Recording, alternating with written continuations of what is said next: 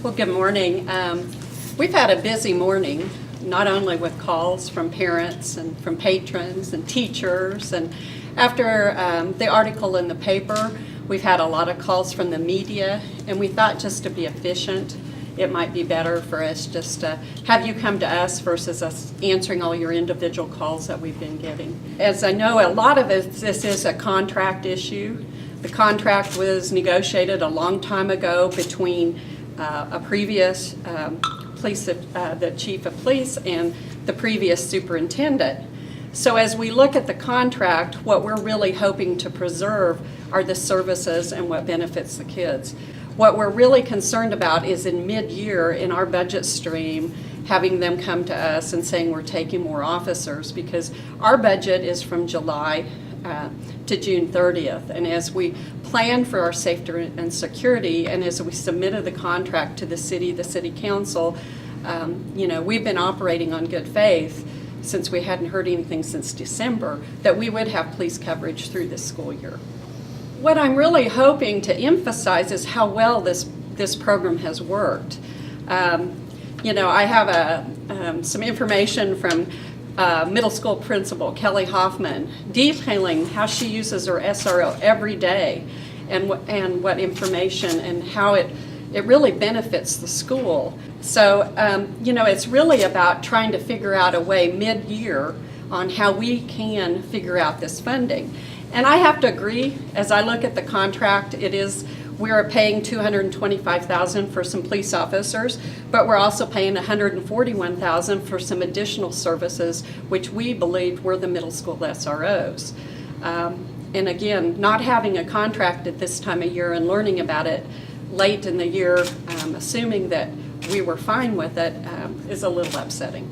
So what happened upon my arrival, I had done an analysis on basically all the units within my agency and had received a contract to be looked at by the city manager regarding the SROs.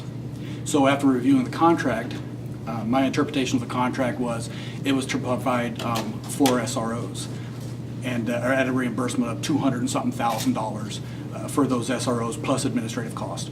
So when I started asking command about how many officers were actually assigned to the unit, I was advised that there was 11. So looking at the contract and what we were providing, I had a meeting first with Chief Brown to talk about the differences, what I interpreted the contract to say, and what we actually provided as far as police services. At the meeting, he said, he would take it back to his leadership and discuss the issues and my concerns of the contract and providing 11 resources to USD 501. So we met on 2 more occasions here in this building with Dr. Ford and her staff and talked about the issues.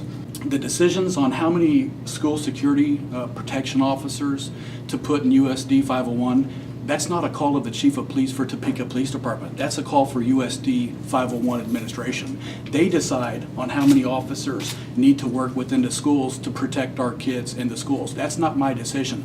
All I do is supply manpower. The contract in which I have and my understanding of it, my police legal advisor's understanding of it, is we are to provide 4 officers. So in the discussions, I asked USD 501 that sometime during this school year, please try to work on ways to relax some of those officers so that I can get 4 officers back onto the streets of Topeka, Kansas, which would still leave them 7 officers. We have a contract to provide 4 officers. I was still going to leave 7 officers there. I think that I went above and beyond with the contract of 4 to provide 7. I've never talked about a number lower than 7. I would like to get 4 officers back. The reason I need 4 officers back is because I worry about my TPD officers every single day. I don't have enough officers in the Bureau of Operations. I'm concerned about my officer safety every single night that I go to sleep.